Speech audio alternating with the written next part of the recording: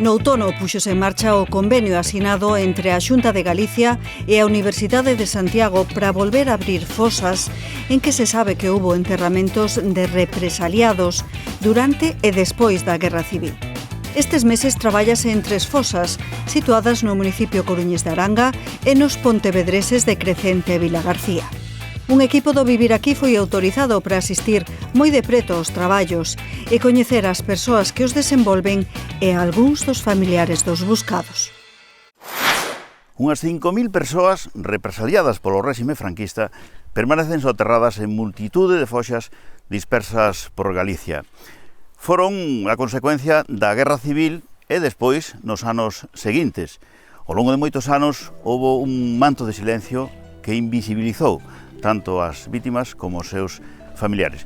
Pero últimamente están xurdindo tanto iniciativas privadas como públicas para recuperar a súa memoria. Xa non é posible facerlles xustiza, pero sí dignificalos tanto a eles como ás súas familias.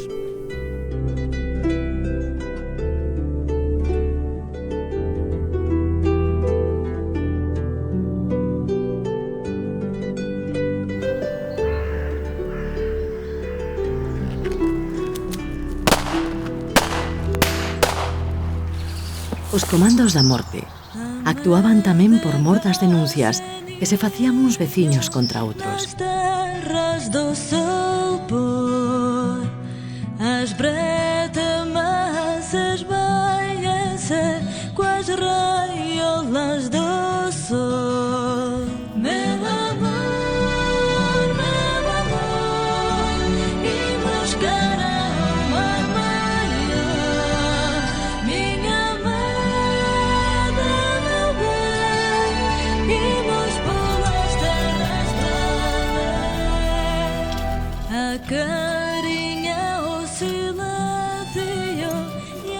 Empezamos a escavar esta fosa de Filgueira, donde sospeitamos que está César Alberto Domínguez, un asesinado de Arnoia, concelleiro do Concello de Arnoia. Foi asesinado, se sospeita, en Castelo de Miño, tiraron no río, o río baixou. Nunha noite, un amigo coñecido, canteiro, recolleu o corpo e, sen dicirlo a ninguén, enterrou aquí. Moitos anos despois, unha das fillas, César tiña varios fillos, unha das fillas que vivía en Arnoia, veu a un enterro a esta parroquia, e estando sentada no atrio, con outra xente, acercouselle unha persoa que lle dixo: «Tú sabes que estás sentada donde enterramos ao teu pai?» Porque esa persona que lle dixo era o fillo do canteiro que vos comentaba antes, co enterrada, a escondidas, nunca superan nada, nunca lle dixeran a familia, era moito medo que había. Que estades facendo exactamente agora? Ahora estamos rebaixando que esta zona para ver que poden ser estes osos de aquí, son cráneos, para despois saber se pertenece a un individuo ou son osos descontextualizados. Claro que pouco a pouco para non intentar non rompelos e despois xa se jardarán. Tedes que ser moi cuidadosos e minuciosos, non? É dicir, o máximo posible, para poder extraer ao máximo posible a peza inteira. Pero, bueno, a terra de Galicia é máis ácida e tal, os osos están máis dañados, pois hai que ir con moito máis cuidado a hora de manipular a terra, poder sacar os osos con... ben.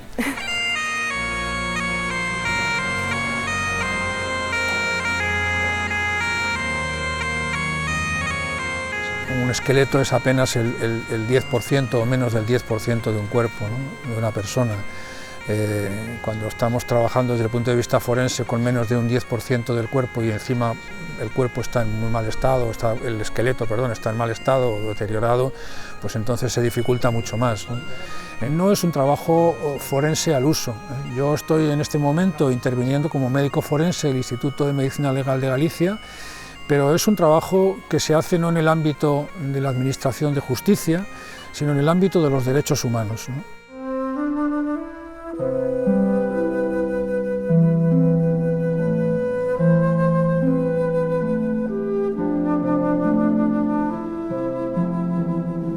Bueno, César, pois a ver que pasa co que fixemos aquí.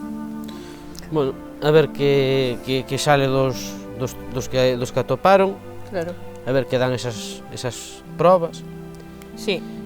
A ver se hai sorte, polo menos para algún familiar. Pois sí, o terrible é que chegara isto tan tarde, que xa non este nin teu abuelo, ca ilusión que lle facía sacar o seu pai daqui, non? Pois, bueno, o pai xa chega 7 anos tarde, sí. Pero bueno, son moitos máis anos tarde, tiña que ser moito antes aínda. É unha sensación rara, o sea, unha sensación entre de que estás aí facendo xusticia, sabes, desexando que aparezca algo, o sea, estás contento por ese lado, por outro lado tamén un pouco de angustia de ver si non, sabes? Pero bueno, de todas maneiras quedache a sensación de que está un traballo ben feito, sabes? O meu avó sempre contaba o mismo, non contaba moito na casa, acordábase das ideas de todo isto. E que pasou, exactamente? Simplemente estaban agochados, alguén dou o chivatazo de onde estaban cerquiña da casa, e depois acórdase tamén pois, de estar ali no calabozo, a última vez que os veu con vida, de ir ali ao calabozo, que sí que lle dixo unhas cousas que dixo, que era que se algunha vez ves un páxaro encerrado, ábrelle sempre. Que eso sí que me acordo que decía el. E depois acórdase, bueno, matáronos aí nos Martices, cerca daqui do cementerio, ali abaixo.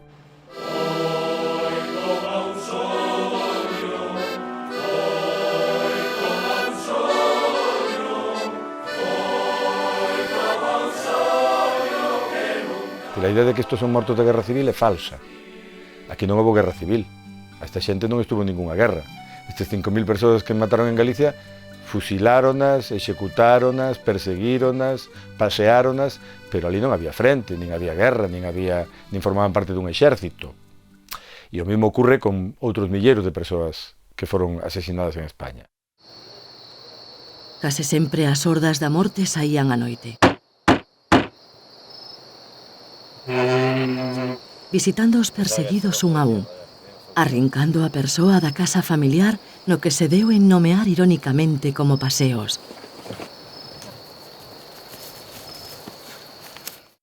Queda moito por facer. En Galicia estamos falando de entre 45 e 50 fosas, e temos que actualizar o mapa de fosas, que o referente do mapa de fosas do Ministerio para Galicia é o que fixemos en Nomes e Voces. Hai que actualizalo, hai que completalo.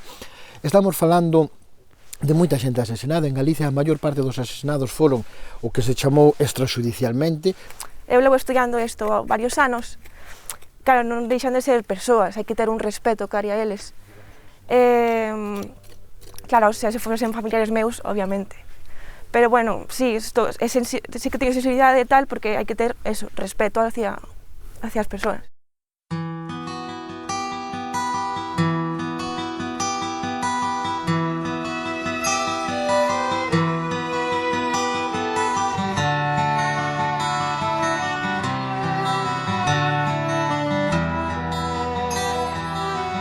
Concretamente aquí tenemos que tener en cuenta sin duda que el cadáver apareció mucho más abajo, en el río, que estaba el cadáver seguramente en descomposición, eso es muy importante tenerlo en cuenta.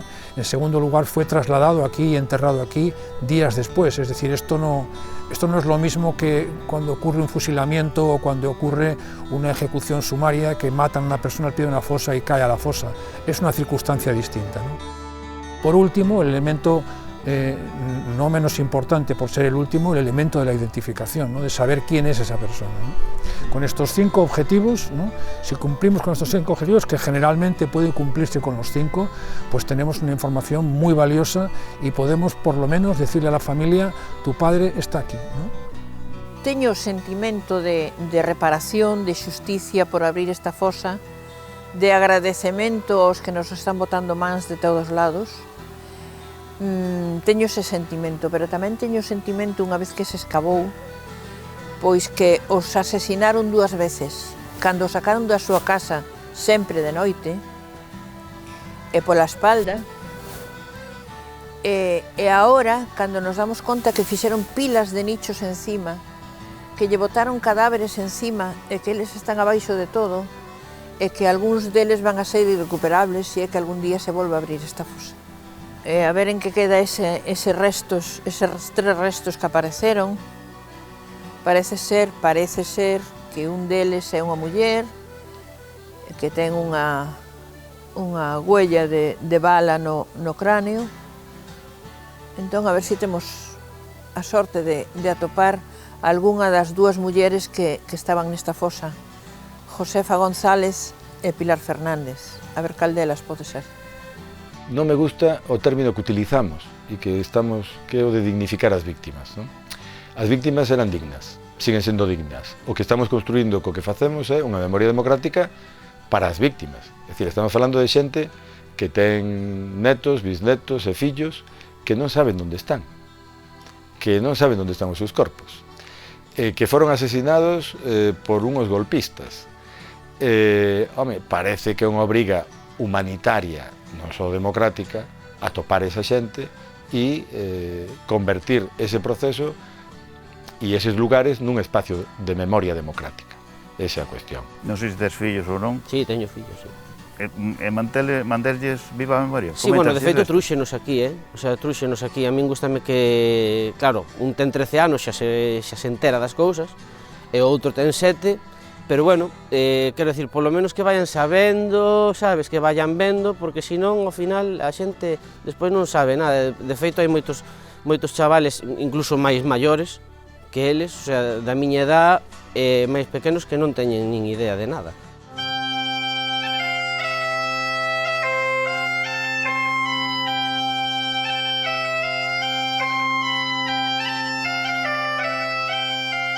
En Galicia a maior parte dos asesinados foron o que se chamou extrajudicialmente, aunque aínda que houvese xuicios que eran un paripé, pero aínda así a maioría foron asesinados extrajudicialmente, como foi César. A mí encántame o tema de osos, porque, non sei, é unha forma de achegarse á vida destas persoas do pasado, como viviron, que sentían, non sei, que enfermedades tiveron, como este tema tamén de guerra civil, pois, bueno, é unha parte da historia. Para mí encántame, dame moita información. Aquí era unha política, era a política da persecución e era a política da liquidación da anti-España. E por eso se executou como se executou. E sobre todo estaba ligada a algo que se entende moi ben. Por eso é fácil decir que había poucos verdugos e entendelo.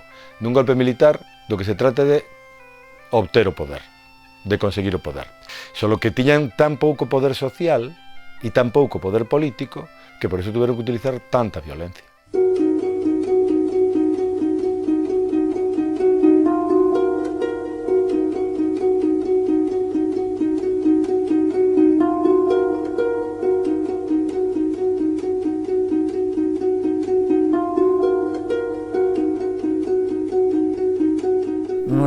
Nuestra tarea es fundamental para recuperar la verdad, la justicia, la reparación y las garantías de no repetición, ¿no? Los principios fundamentales de los derechos humanos. No por tener experiencia de estos casos pues te dejas de emocionar, realmente es siempre muy emocionante, ¿no? Y mucho más cuando tienes la fortuna de poderle entregar los restos a la familia, ¿no? Creas unha certa, non familiaridade, pero unha certa unión entre eles, xente moi maior que che dicía, o único que quero é que me den un anaquiño de osa, con eso xa me conformo, e empatizas, é imposible non empatizar, porque estuveron moitísimos anos silenciadas e, cuidado, convivindo cos asesinos. Que lle dis a esa xente que dice, veña, non removades? Pois digo o mismo que levo dicindo algún tempo, non? Non hai ninguén que diga isto en público. Non hai ninguén que diga isto nun parlamento, non hai quen se atreva a decir isto. Outra cousa é que saibamos que se utiliza ese argumento. Non se utiliza nos medios de comunicación, desde logo non se utiliza no ámbito académico, non hai vergonza para decir iso.